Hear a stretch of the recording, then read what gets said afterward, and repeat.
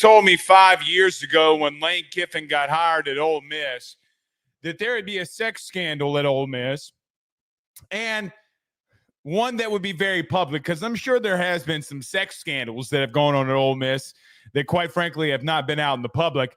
That's neither here nor there.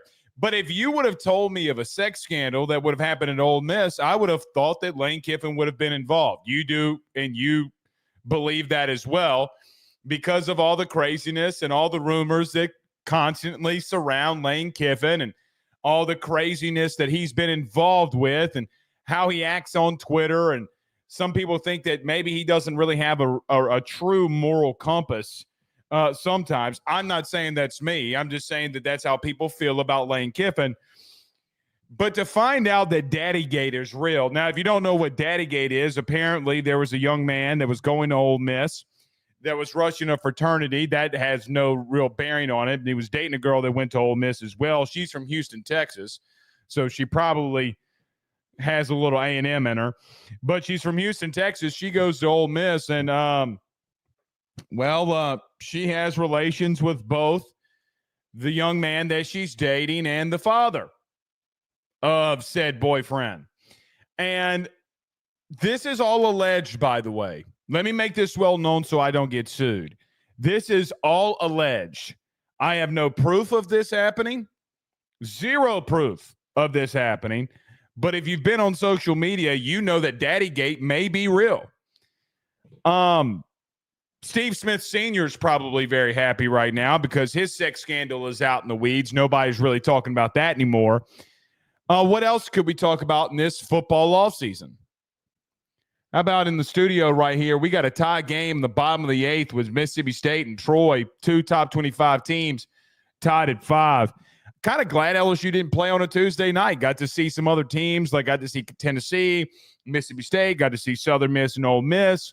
Got to see a lot of teams around college baseball. And ironically, we'll be talking about a little baseball tonight, just the LSU version of it. But I would have thought 5 years ago that Lane Kiffin would have been fired for a sex scandal. Like, hey, man, Ole Miss has pretty ladies.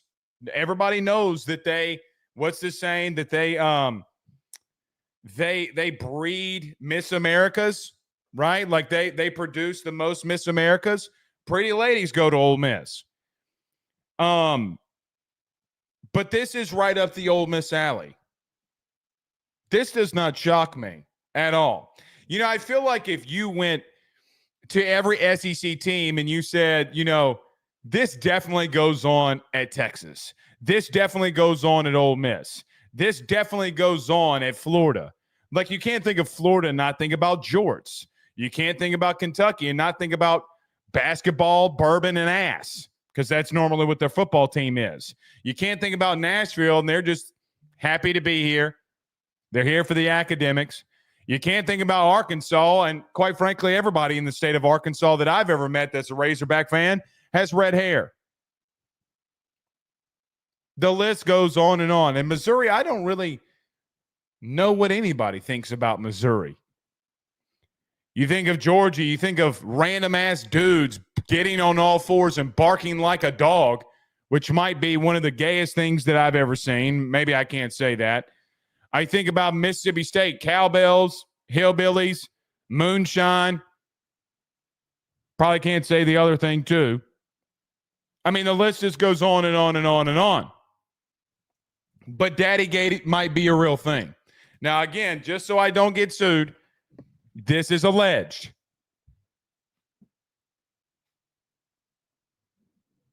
Not good. Not good at all.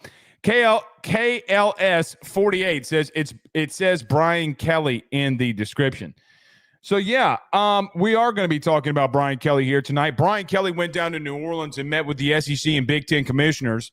Brian Kelly laying out something pretty massive that has not been discussed, and it hasn't really made the rounds. But Brian Kelly giving some update about the NCAA may still stay intact for some part, but there may be another third-party entity that may be going and being a part of college athletics on the enforcement side of things.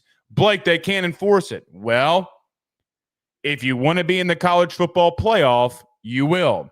You know, what's interesting to me is, and we'll talk about this, if the SEC and Big Ten come together and they tell the College Football Playoff Committee, we are not going to participate in the college football playoff unless everybody that participates signs a waiver and or signs something that says this third-party entity is going to be over tampering. It's going to be over improper benefits that don't mean the regulations of NIL. We'll go through some of those things, but Brian Kelly met with them, so we'll talk about that. It was a big key part of what of orchestrating what he thinks. We got some other football stuff that we need to talk about. Not too long from now, we'll be out there at spring football. Didn't have enough time to elaborate, so football listeners and football lovers did not have enough time to elaborate on some of the players that we have been hearing about because Carter Bryant was about to join us. Some things that I want to hit home on. Now, I do think it's a little funny today that Carter and I had a lengthy discussion about Harlem Berry yesterday. If you haven't gone and watched that, you probably really need to. All of a sudden, Harlem Berry in the local media is making his headway. Boy. Wouldn't surprise me. So we'll talk on that. But we got some football stuff we'll get to here today. We'll talk about the game tomorrow. We'll break down the probably best team that you've played so far in DBU. Micah Bucknam's the name that you might remember that was at LSU, but we're probably and more than likely not going to see him. But he's had a really good start at DBU this year. We'll break down DBU, a team that's really been swinging the sticks. Can you go in there, hostile environment, in a midweek and get a win? So we'll talk about that and preview them a little bit. We'll talk Will Campbell. So I wanted to do a Ruffino's Rants before we get started here. My good friend Joe DeLeon did his, I think, top 25 big board when it comes to this upcoming draft. Now, some of you and most of you know that I do a podcast with Joe, the Ruffino and Joe Show. And he did not have Joe, who also does a podcast along with me, but does another one and does a lot of NFL breakdowns, a lot of NFL draft. Him and I think Ryan, his other co-host, are going to Indianapolis this week for the NFL Combine. I kind of called Joe out a little bit, but not really, trying to be a little playful. He did not have Will Campbell in his top 25. Now, I got tagged in it a lot, got sent it a lot. Here's what I'd say. I do not believe that Joe did not put Will Campbell on there because he doesn't like Brian Kelly or LSU. I think he believes that his reasoning is sound. Clearly, I don't agree with him. I don't think personally that Will Campbell makes it past 10. That is my humble opinion. And I will put a little sourcing on that of teams that are constantly talking to. Let me back that up. I think if Carolina is an interesting place for a guy like Will Campbell. So, just going to throw that out there. Here's what I'd say about it. I don't agree with Joe. I don't agree. I know that he talks about his stance and his bend. I know that he's got Kelvin Banks above Will Campbell. Will Campbell was 20 times better than Kelvin Banks this year. Kelvin Banks, the times that he played, and Kelvin Banks being the left tackle for Texas, Kelvin Banks got destroyed by Georgia twice. Will Campbell didn't allow but one sack in 1,000, or what was it, close to 1,200 snaps. Now, some of that gets benefited because of Jaden Daniels, but some of that is because he's really good. He should be in the top 25. And I love Joe. I love Joe DeLeon to death. I don't agree with him, of course, that he did not have Will Campbell in his top 25 draft. So I got tagged in a lot. I know a lot of people were upset. But I don't believe that Kelvin Banks is better than Will Campbell. I don't think it's close. I mean, Will Campbell, how about this? Will Campbell gave up less sacks in his career than what Kelvin Banks did against Georgia in game one this year. Let me repeat that. Will Campbell had less sacks in his career at LSU, more than what Kelvin Banks had in a game against Georgia in game 1 that they faced off in. I don't believe that LSU's struggles, quite frankly, had anything remotely to do with Will Campbell. None of it. Actually, there's a lot of film of Will Campbell absolutely cleaning dudes' clocks, even in the running game. Look, man, we have been blessed as a team to have him. Big 66. It's not every day that you have a guy like that. Again, I don't think he gets out the top 10. Now, a lot of people say, well, you're a homer, you're an LSU guy. You want to put money on it? That's the argument that I'm going to get in people with now. Do you want to put money on it? Because if you want to put money on it, then let's do it. Funny how when you tell people, let's put some money on it, how they back off. I used to do that a lot. H-Town Creole said Joe's a clown. I love Joe. I don't agree with everything he says. He makes some good points from time to time. But, yeah. All right. Let's get to a couple of these before we get rolling. Alexander Taylor with a kicking question, it looks like. I wish they would open up the competition between Burrell and Ramos. I agree. I think he could be a weapon. Please post some shorts when camp opens up, bro. Yeah, I think we're going to do that again. We'll work that out. I hadn't even thought about that, but we'll work that out. For the kicking side of things, we don't ever really see those guys.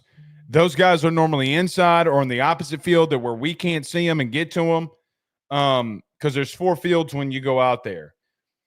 With Ahmad Anand, I do wonder if the competition gets open because he's there. Again, Bob Diaco, Slade Nagel were not special teams guys. They could have cared less about what happened in the kicking game. That's not going to be the same with Ahmad Anand. So I agree with you there. I would open it up too. Ryan on YouTube says ATM yell leaders. Yeah, they're a little flamboyant. They're definitely flamboyant. Anthony on Facebook says, Blake, hashtag ask Blake. How does the potential litigation by Louisiana on not taxing NIL funds affect LSU as a whole? Now, I am so glad that you asked that because that's exactly what we're going to talk about as soon as we get out of the break. Wilson Alexander reporting that from The Advocate. So let's do this. Let's get to a quick break here. We got lots to discuss. Everybody do us a favor by hitting the like and share. Share to all those groups if you're on Facebook and to all those social media pages. You're watching us, listening to us on YouTube. Like, subscribe, notification bell, wherever you listen to podcasts, rate, review, and subscribe. Each one of these episodes are brought to you by our good friends over at Service Hawk Digital Media. Soar above the competition. Need leads, need referrals, need them for your business. Get over to Service Hawk Digital Media today. And I'm telling you, as a digital media guy, they are the best in the entire North Shore, Baton Rouge area when it comes to getting you those referrals and leads. Service Hawk Digital Media, soar above the competition. Let me get to a quick break. When we come back, we got lots to discuss. How big is this NIL deal with LSU and Louisiana? We'll discuss it next. Stay with us.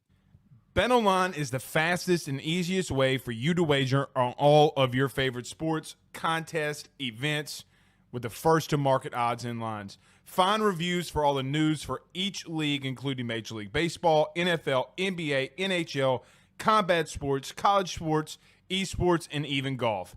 BetOnline continues to be the top online resource for all of your sports information for live in-game betting, props, and futures. Head on over to BetOnline today and use your mobile device to join and make your first sports bet. Use our promo code BELIEVE50, that's BELIEVE50, BLEAV 50, to receive your 50% off welcome bonus on your first deposit. That's betonline.ag, betonline.ag. He will sell your house and find you a new. Well, Tyler's the man, he's here for you. Have You want to buy or sell? Well, it's not too late. Dial 955-0008. Just call 955-0008. Y'all call Tyler. He'll shoot you straight. Guys, I want to talk to you about our good friends over the Drake Williams Law Firm and Drake Title Company. Are you facing tough times due to an injury from a car accident, navigating the complexities of divorce, or purchasing a new home? At the Drake Williams Law Firm and Drake Title Company, they understand the challenges you're going through, and they are here to help. The lawyer team of Ernie Drake III, Ryan J. Williams, and Summer Vignair, along with Morgan Daniels, have the experience and proven track record to give you that peace of mind. Give them a call today at 985-386-7600. That's 985-386-7600 to schedule a free consultation at their brand new office located in historic downtown Ponchatoula. They're also doing a special, the AYS special. If you're refinancing or closing on a home in Southeast Louisiana, request the Drake Title Company to handle your closing. If you mention Blake Ruffino and AYS, you're going to receive a $400 discount on title fees. Again, give them a call at 985-386-7600. Let them know that Blake Ruffino sent you on by. We're back. So we got a little update here. Very quickly. Michael Bonnet has sent your boy an email here. Now he sends it to everybody, but he sent us an email, the SID of LSU. So LSU will start open spring football on March the 8th. We will not have access for the first 2 days of spring football. On Saturday and on Tuesday, the media will not have access to the first 2 days of spring practice. On Wednesday, the 12th, media will get the first 20 minutes and BK after, then 20 minutes. Then a Saturday, they'll get the whole thing. We'll get the whole thing. So a couple of days of no access.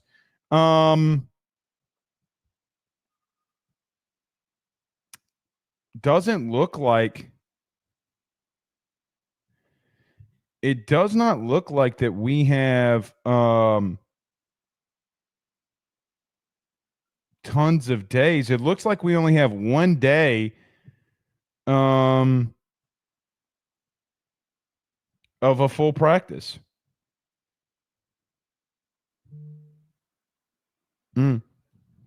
First 20 minutes. Going to be interesting.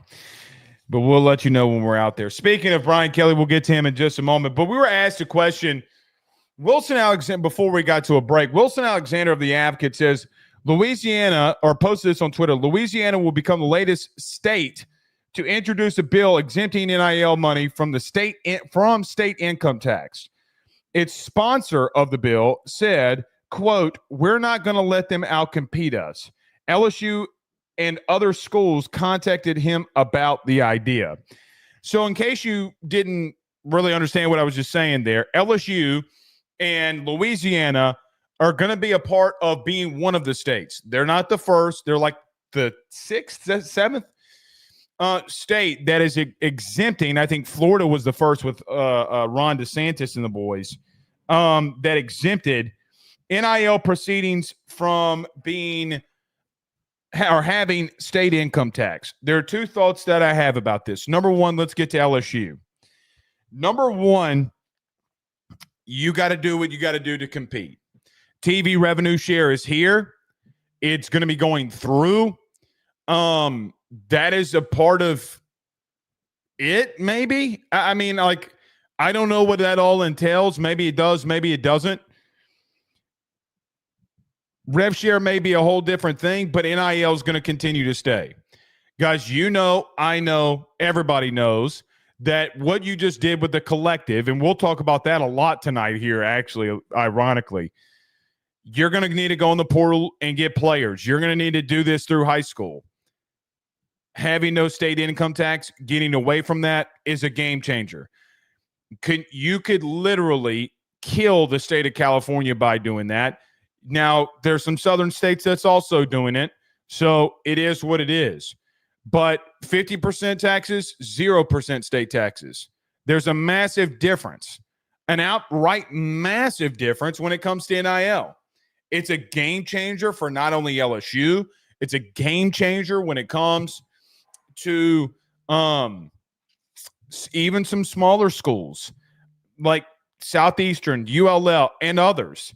Can you go inside the state of Mississippi and say, hey, we'll give you an NIL opportunity and there's no state income tax? It's a good deal. In reference to all of the legislation and all that, it is what it is. They're doing nothing about that. Now, Brian Kelly has tried to do something about that. We'll get to that in just a moment. But I think it's a big deal. I mean, that's a massive selling point. It's also a massive selling point if both schools or I'm just throwing a random number out there. If both schools are offering a kid $100,000 and the state of the school that is battling against LSU has state income tax for NIL, it's a big deal.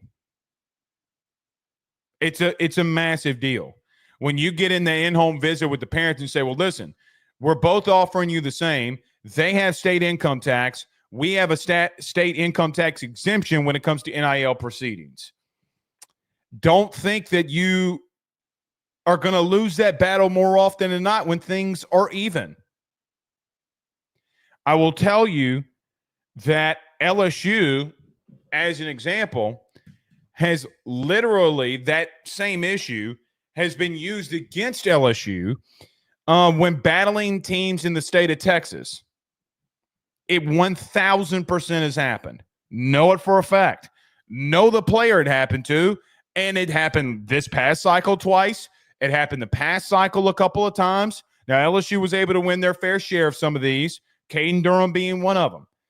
But let's call it what it is, man. It's a big deal for your school, and now that your collective is starting to get this thing rolling a little bit, right? This thing is starting to get rolling a little bit because a lot of you have given your hard-earned money for NIL to go and get better players, and that, unfortunately, is what we have to do. I would say this, though, too.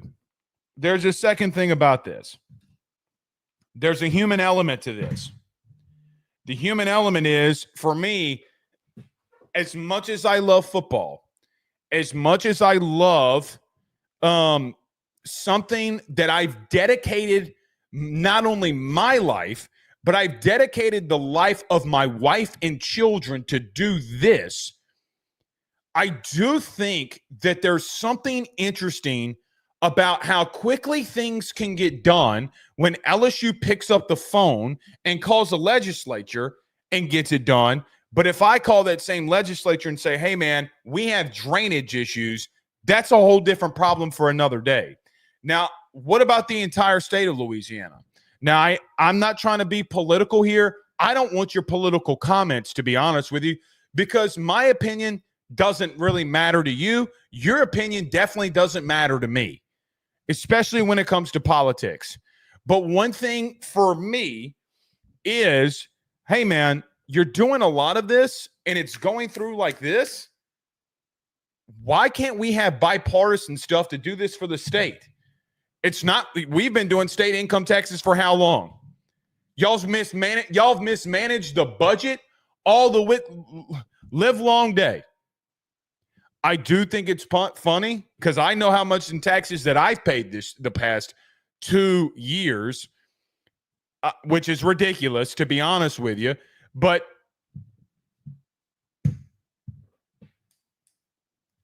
I love it for LSU.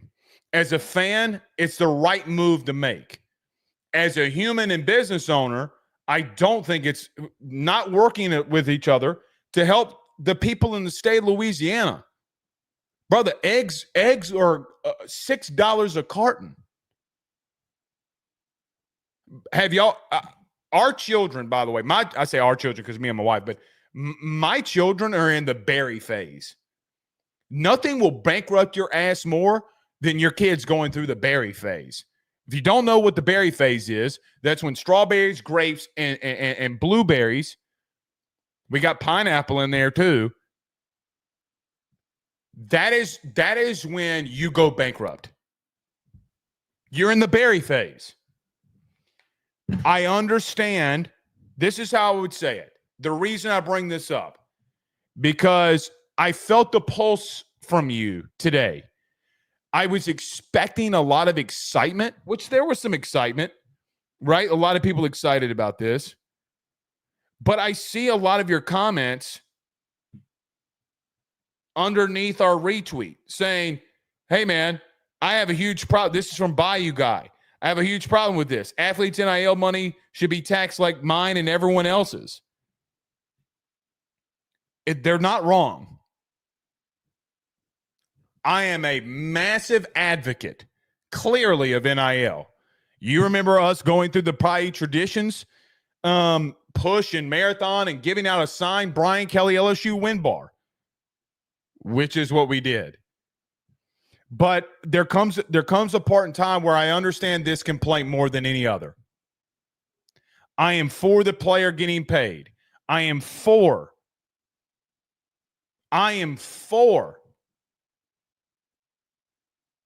the TV revenue share.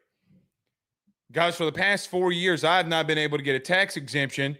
And the first year was able to in some, I think, but there's not tax exemptions for business owners. Why don't you give it to me? If I want to do an NIL deal, if I want to reduce, and want to get some stuff off the budget sheet, let's go do it. Let's go do it. But reading Wilson Alexander and his article, by the way, y'all need to pay $1 for the Advocate. It's a great investment. I'm a big fan of Wilson Alexander's.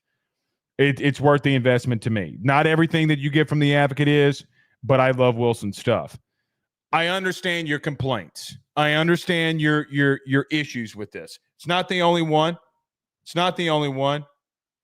Like, this is from Trey on Facebook. I guess screw the hardworking regular people. Why don't you make them pay like you make me pay? I do think it's funny that they said LSU called, they picked up the phone, they got this through. I love that it's going to help you compete better because, guys, quite frankly, in the state of Texas, it's a massive deal. It's a massive thing and hurdle that they've been able to overcome on a lot of these. It's just facts. When lawyers and agents have now gotten involved in high school recruiting and how these things are going here at the end with money, I know of a guy that is arguably the most respected guy when it comes to sports in our general region, especially when it comes to baseball. He's being called or has been called about football contracts. Like, hey, we trust you. You're an agent. What do you think? He says X, Y, and Z. This is what it should be. This is what's going on. By the way, you know Texas ain't got no state income tax. Wait, what? Yeah, they don't have any state income tax. Okay, sounds good. Did not know that or did not think of that. I love it as a school. I just think it sucks for the common man, which it does. I am going to continue to support NIL because here's what I would weigh out. LSU winning is more important to me than getting in an argument if I pay taxes and these kids don't. Winning is more important to me, and this team getting to a playoff and this team getting to a national championship game and you constantly doing it versus the taxes that I pay. But I will tell you, there will come a breaking point. There 100% will come a breaking point. Now, I could tie this into the Brian Kelly thing, which I think is really good and probably should do that.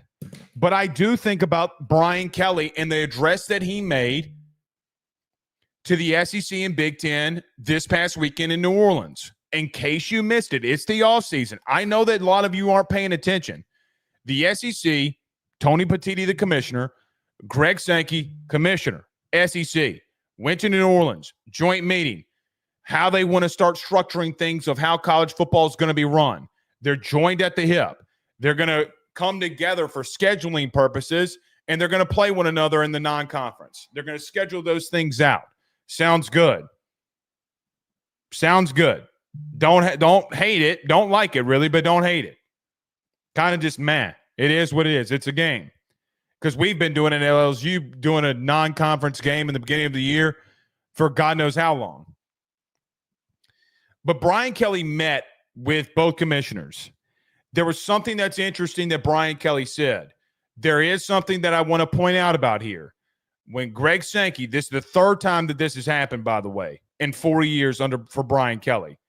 Every time that legislation needs to be passed or they're trying to go in a different direction, Greg Sankey used to take Nick Saban. He's been taking Brian Kelly and Nick Saban the year that Saban retired. Now he's bringing along Brian Kelly. Be interesting to see where Tony Batiti and the coach that he brings. But Greg Sankey joined at the hip with Brian Kelly on that. I don't think it could suck that the SEC commissioner is on your side here of maybe, hey, let's hope LSU gets some favorable calls because he's helping Greg Sankey out. But what Brian Kelly proposed here was that there would be a new third-party enforcement entity. That third-party enforcement entity outside of the NCAA, so the NCAA really not having any power here anymore, but a third-party entity coming in, could be a leg of the NCAA, doing exactly what you and I have discussed in the past. Guys, college football has got to have some enforcement. You got to have rules. The sport is run. The sport is fine because everybody's going to continue to watch college football because your favorite team is still there. You want them to win. No, viewership is as high as it's ever been. TV sales, TV rights deals are bigger than they've ever been. But one thing is for sure, just because the sport doesn't have an enforcement leg right now doesn't mean that things around them are not crumbling. But Brian Kelly alluded to a third-party entity that would go after violations for tampering, other improper NIL deals that have not been cleared, suspension for coaches, fines for players. Well, sounds like the NFL to me. Sounds like a collective bargaining agreement to me. This is the proposal that I would have that's not in that article. I mentioned this with Joe DeLeon on our National College Football Show. I think a day is coming. I don't think it's soon, but I do think a day is coming that if you want to compete in the college football playoff and what the SEC and Big Ten are going to dictate for you to do, because they really call the shots here, what they're going to dictate for you is to say to you, if you want to be a part of this, you got to sign up for this enforcement leg when it comes to a third-party entity that can have enforcement. Guys, we need it. Now, what you could say is, well, Blake, it will never hold up in court. It might not hold up in court without a document that you agree to in reference to getting to the college football playoff. If you agree to a deal, you take it to court, and it's not like the NFL has not been sued before. You remember when Tom Brady sued the NFL and lost. You're starting to get into some employment issues here and employment law. Players being fined. Hey, you know what I would do? And we talked about this with Carter. The number one thing on day one that Blake Ruffino takes away, it's a 15-yard penalty for targeting. If that same player gets a second targeting in the game, it's a 30-yard penalty. The third one in the game, he's ejected. Simple. Targeting would stop, or it would get mitigated. But you can find players. Hell, don't even give them the 15 yards if you don't necessarily want to. You have the ability to fine them. Don't know if the players are going to go for that, though. I do think that this is a good idea. If you want to compete for a national championship, you have to agree that this legislation, a third-party legislation, is over you when it comes to tampering, when it comes to violations, when it comes to academic. Well, maybe academics would still be NCAA, but you get my point here. Improper contact in recruiting. The sport needs enforcement. I think about it like this. boy, this one's going to get me in trouble, but it's the only way that I know how to. It's the only way that I know how to get this point across. People clamoring or not being in favor for college football having enforcement, which everybody wants there to be enforcement until the time comes that enforcement's needed. Like you remember the Tennessee scandal last year with their quarterback and Nico Iamaleava, when a booster just flew him from California, gave him a duffel bag of money, and it didn't matter. NCAA couldn't do anything. They got sued. Guys, that can't – I mean, I guess it can happen. There's got to be some enforcement in rule and law and order. It feels a lot like 2020 to me. And the chaotic times that we went through it there from a human level. You cannot have success if you don't have a governing body. Now, that sounds probably very horrible for me, and people will judge you based off of my opinion there. But, guys, here is the truth. The truth of the matter is, and Brian Kelly being the face and the coach to be the face of this, to say that we need law and order. Guys, there's one thing about Brian Kelly that you cannot disagree with. He's seen everything. There's not a scenario that Brian Kelly has not seen. Now, things have probably changed around him, and he's been in the mix with all this change when it comes to NIL, portal, and tampering. But the God's honest truth is we got to have guardrails. We got to have guidance. And I hope that people in the media would agree with me and start agreeing with me and not pandering out to fan bases for national college football clicks when it comes to, hey, some of this stuff is dumb. As an example, Williams-Nowari had a do not contact going into the portal. He goes to Nebraska after leaving Missouri. Matt Rule runs his ass out there and starts saying we're not having a spring game because of tampering. Bro, like what? And we just let it go on. We're more worried about Daddygate and what's going on at Ole Miss. That's got to be investigated. The kid does not go in the portal with a do not contact me if he doesn't know where he's going. There were conversations that were had well beforehand that he was going to go to Nebraska because he goes in the portal 3 days later. He hasn't talked to anybody. He's not going on a visit. He's up in Nebraska.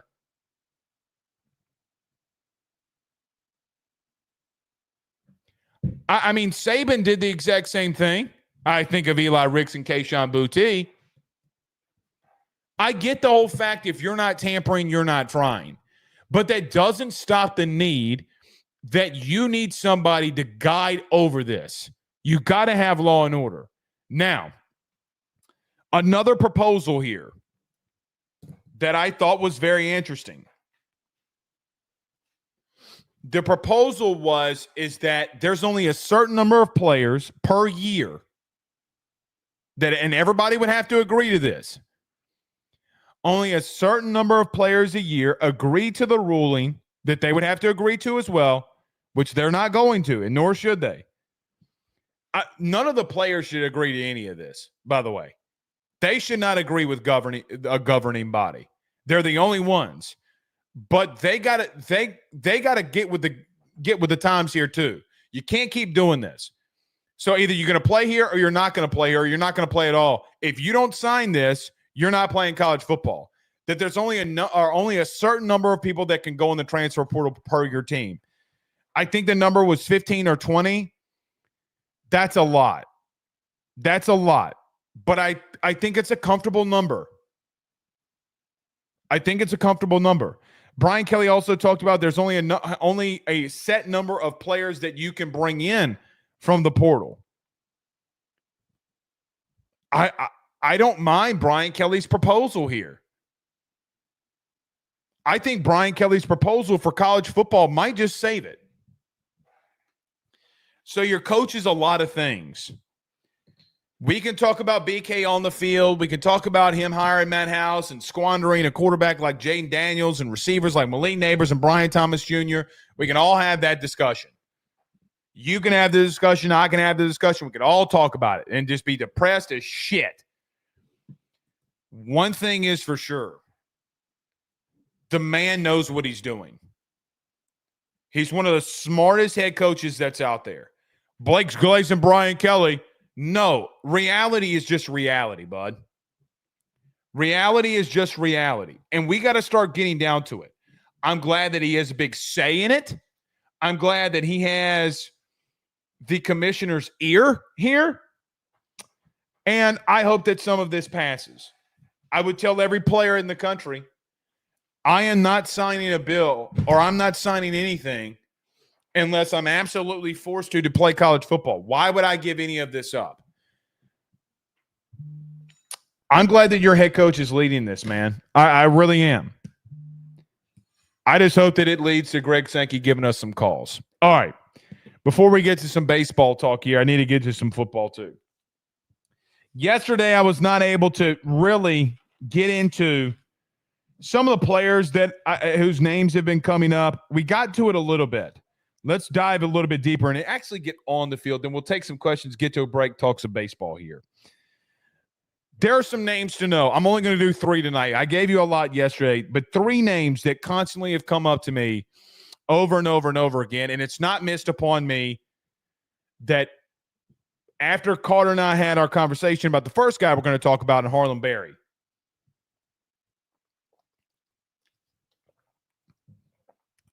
it's not missed upon me that I was sent text messages and DMs today that there was a lot of conversation about Harlem Berry. Well, of course there was. Of course there was. Let's talk about Harlem Berry for just a moment. I'm going to get past the petty. Bro, it's not that hard to produce your own content. That's all I'm saying.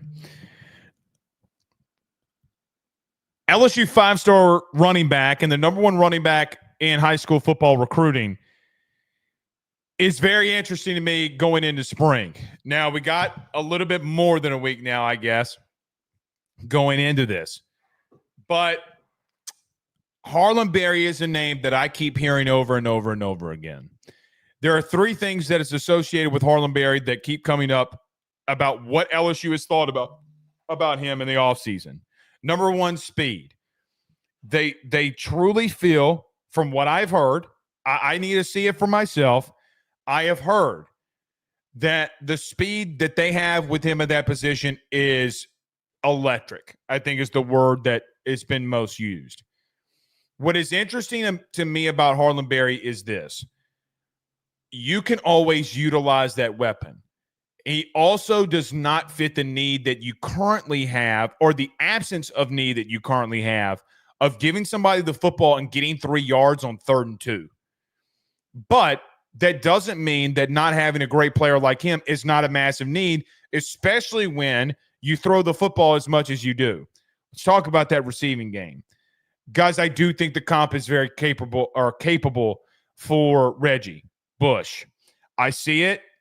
I think that there are a lot of people who believe that the explosiveness and catching that he does out of the backfield, the route running, I had a source tell me literally a month ago that they thought that Harlem Berry was the best route runner on their team right now. If that is the case, I think we're going to see a lot of early action from Harlem Berry. I hope that I really do hope that is the case.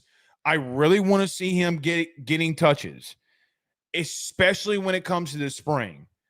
Don't get your running backs hit. Keep them healthy. See what he looks like and give him the opportunities. Guys, it's spring football. What does he do on one-on-one coverage with a linebacker that may be covering him? The interesting thing about Harlem Berry is, and especially if he's as elite a route runner as it has been thought and said that he may be, either you're going to have to put a safety on him or you're going to have to put a linebacker on him. And you're definitely going to have to go man-to-man with him, and you cannot leave him in zones. When you have a back like him, you get into zone coverage and he gets an option route, he can make you pay. He's going to be a mismatch. He's going to be too fast for linebackers, and I do believe he'll be too quick for safeties. The third thing is that there hasn't been enough proof at the current moment, or just repetitions in this, that there's not a lot. Every time that I hear that speed, route running, absolutely being electric in everything that he does. The third thing that I ask is, how has he looked so far in any simulated running situations of running the football? Harlan Berry's 175 to 185 pounds. He's probably going to be 180, 185 when he gets into camp. If that is the case, how does he look running in between the tackles? You can't be one-dimensional. You can't pigeonhole yourself. Now, you can do extensions of the running game and utilize him by throwing him the football. But if teams and defenses know what you're going to do before you do it, it's a problem. I need Caleb Jackson to step up too. This is it for Caleb Jackson. This is it. This is the spring. This is the fall. Caleb Jackson's got to have the biggest, for this team's success, I think that Caleb Jackson has got to have the biggest offseason that we've seen. Caden Durham as well. But, man, I think there's so much untapped potential with 28. I know I've seen what I've seen with him. Guys, you've seen it. You saw it in the spring game. He busted a long run.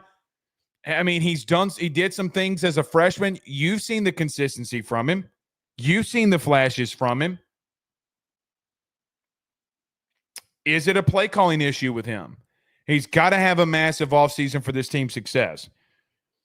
I don't think Harlan Berry's going to start, but he gives you the dynamic of a weapon that I don't think that people have really realized yet. So that is one freshman. Let me get to another. Destin Hill. Boy, I don't think that of all the receivers that you got out of the portal this year, I don't think that Destin Hill was the name that people would have associated when it came to the guy that you're hearing a lot that is starting to break out a little bit. And the sources that I talked to, he is the one. Now, the question becomes here is, with Nick Anderson being beat up, is it because of his injury that you hadn't seen him enough? I don't know. I've heard Destin Hill came in and hasn't said a word to really anybody. He's coming here at every extra opportunity that he has to put work in. I heard that he has not missed, but like maybe a handful of them because of some family things that are going on, and it's the offseason. Does not miss. Does every bit of extra stuff that he can. Guys, hard work's going to pay off here. When you're out working the guy that you got to beat out, it's going to work for you. It's also a prove-it year for him. Here's what I think is going to happen with Destin Hill this spring. I think he's going to get his opportunities. I think he's going to get his run. When he does, he's got to make everything work. Everything's got to be on point. Everything. You went and got Berrien Brown and Nick Anderson to go along with Aaron Anderson and Chris Hilton. With that being said, there's a 5-man battle right now. I don't know if Jelani Watkins comes back. That room has immense amount of talent. Destin Hill working his ass off. His name has come up to me a lot. I'd say probably over the last 2.5, 3 weeks. Mansour Delane. I've talked about him a lot. Listen, the book is out on Mansour Delane from an LSU point. If you cover this team and you talk to anybody on staff, you talk to any sources, there will not be a conversation where Mansour Delane's name does not come up. Now, I have picked up this handy-dandy iPhone here multiple times in the last 3 weeks and have had multiple conversations with multiple people. The one thing that every one of them has said, no matter what their biases have been, and yes, there are biases when it comes to players that have been brought in because, well, I brought this guy in, he's better than this one. Every single one of them keep telling me about Mansour Delane. You need better corner help.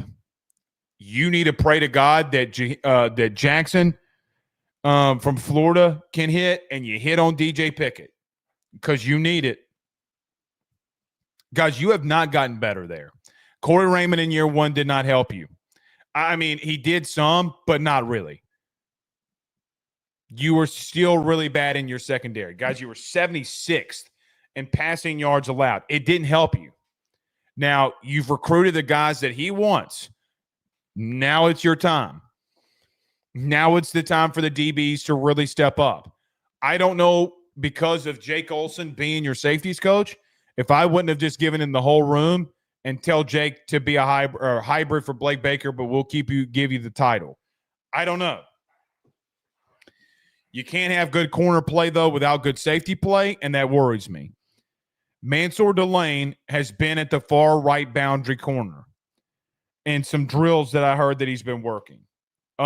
What's interesting about that is normally with the right-handed quarterback, that's where your main guy's going to be unless he goes into the slot. Versatile dude, man. He can play the slot. He can play the boundary. His best position is going to be that far right. Like if you're facing the defense, the far right boundary corner, or to the defense, the far left boundary corner. That's where he played a year ago.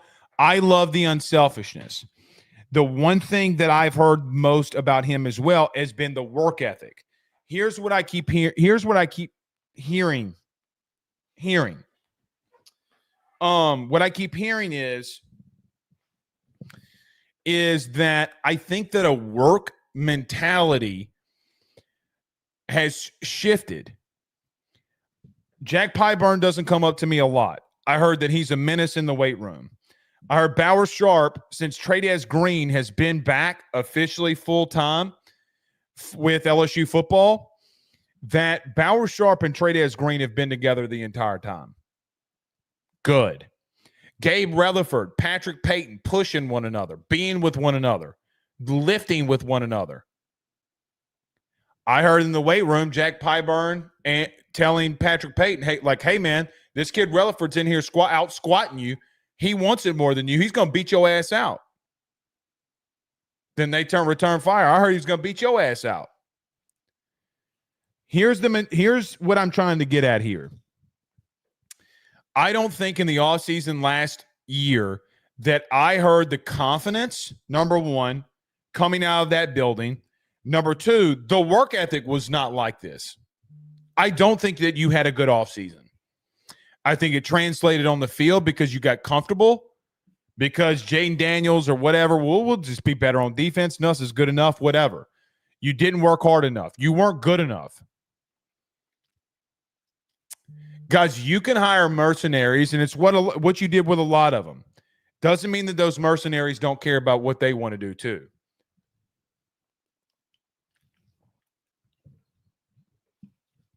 It doesn't.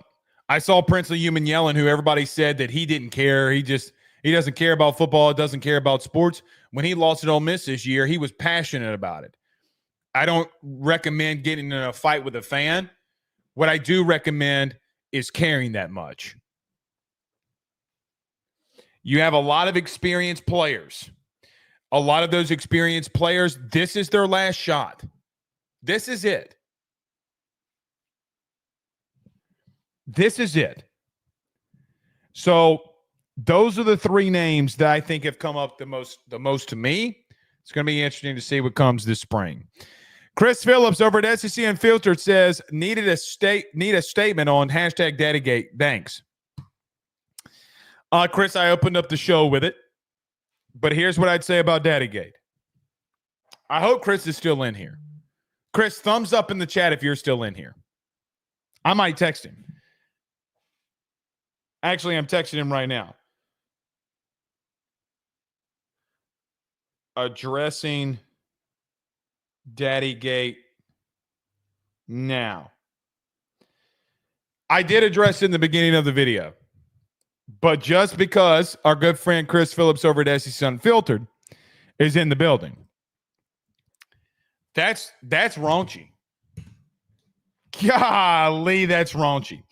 That's as raunchy as 4-day-old fish. And all you people in Louisiana know what I'm talking about.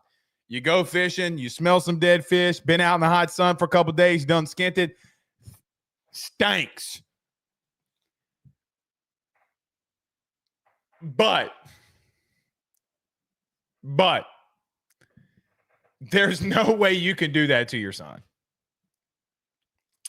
You're supposed to think with this head, not the little one.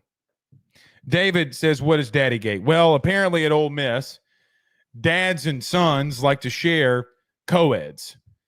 Again, I would say, as I led off the show by stating this, if you would have told me 5 years ago that there'd be a sex scandal at Ole Miss, I would say, who did Lane Kiffin fornicate with? Did he go full Bill Clinton? I did not have sexual relations with that woman. And then Monica Lewinsky and I go to a good dry cleaner. I mean, that's the questions that I would ask. Now, when somebody told me about Daddygate and it having to do with Ole Miss, it's not the relationship revolving sex around Ole Miss that I was thinking I was going to hear about. I thought the one that I had heard about had finally made it public. Even a player transferring.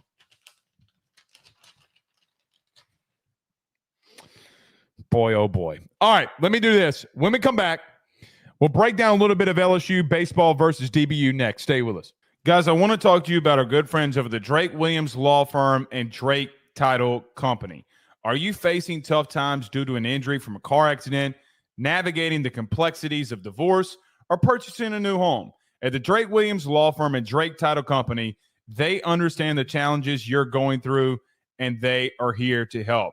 The lawyer team of Ernie Drake III, Ryan J. Williams, and Summer Vignair, along with Morgan Daniels, have the experience and proven track record to give you that peace of mind. Give them a call today at 985-386-7600. That's 985-386-7600 to schedule a free consultation at their brand new office located in historic downtown Ponchatoula. They're also doing a special, the AYS special. If you're refinancing or closing on a home in Southeast Louisiana, request the Drake Title Company to handle your closing. If you mention Blake Ruffino and AYS, you're going to receive a $400 discount on title fees. Again, give them a call at 985-386-7600. Let them know that Blake Ruffino sent you on by. Guys, you might know my good friend Carol Falls and all the great service that he provides over at State Farm. He is your good neighbor after all. But did you know State Farm has surprisingly great rates as well? Along with the great neighbor service, State Farm agent Carol Falls has surprisingly great rates for everyone inside the state of Louisiana. So call him today at 985-395-4300, 985-395-4300 for all of those surprisingly great rates on auto, home, and life insurance needs. Like a good neighbor, State Farm is there, and individual premiums will vary by customer. All applicants subject to the State Farm underwriting requirements. I greatly appreciate this from our good man Chris Phillips over at SEC Unfiltered. Thank you for the super chat, my man. Super chats during the offseason of football, they don't come around here too often. Bills around the Ruffino household still got to get paid, though. Thank you, Chris.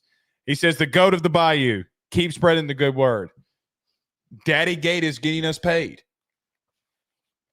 Daddygate is getting us paid. Who would have thunk it? Not me.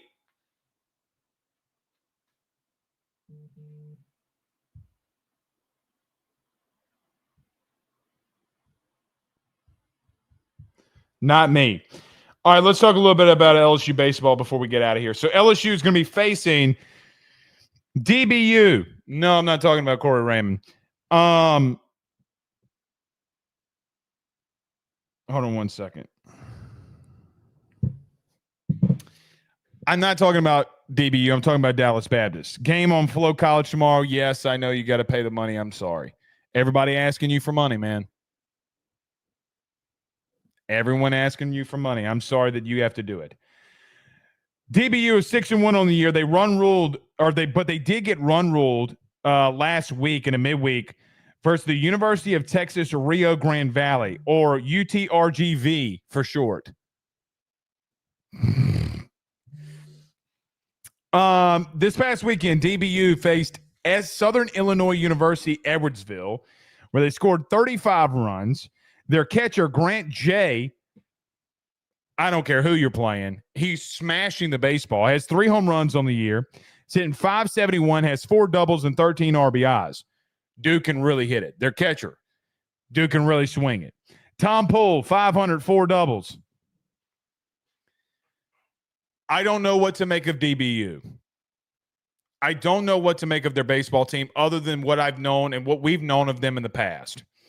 What we've known of them in the past is that they've been really good on the mound. They've been really good at developing. They've been really good at hitting the baseball. They're getting regionals every year. You're going on the road. First road game with a team who, quite frankly, has scored more runs in the past 4 games than anybody. They have destroyed the baseball. Not against a team as quality as LSU. It will be interesting to see who goes on the mound tomorrow. It will be very interesting to see with Gavin Guidry out, if that actually was your plan, which I don't think that was your plan. If it's going to be interesting.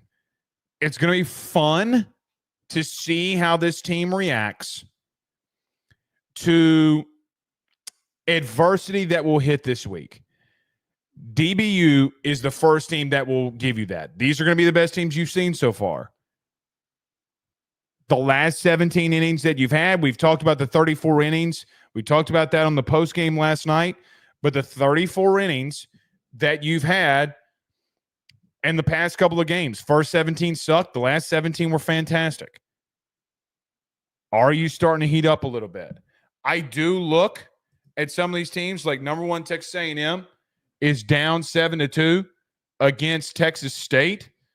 I don't know if Mississippi State pulled it out against Troy, but we were watching it, we were talking, but it was what it was. Listen, man, DBU's always a solid squad. I don't know how to judge them based off of what we've seen from them. They had a bad game like you did, right, at the plate. Outside of that, they have 5 dudes in their starting lineup that are hitting above 400. They've been swinging it, man. They've been really swinging it. This Grant J kid can really smash. Pause. Joey Narette, the outfielder, the left corner center fielder, played all 3. He's hitting 450. Nathan Humphreys is hitting 400. They just got some solid players. I'm really interested to see. State lost. See? Mississippi State lost. Going on the road, man. Early season. You're figuring out your team. It's not always going to be easy. Glad to face the adversity. Glad to see. And I hope that your team is locked in. It's going to be a long week for them. This is what starts it. You had a game on Monday.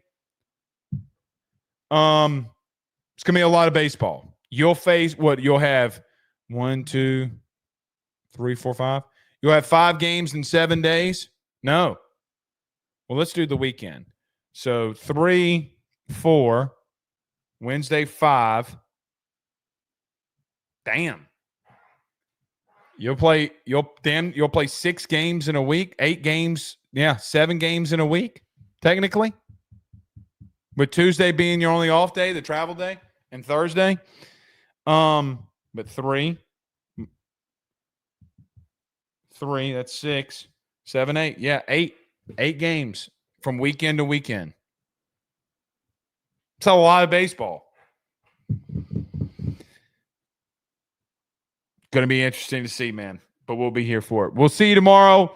We will be doing a post-game show tomorrow. Didn't do them a lot in the midweeks last year, but we'll do some here now. All right. Got to get out of here. Till tomorrow, man. Y'all have a good one. Peace.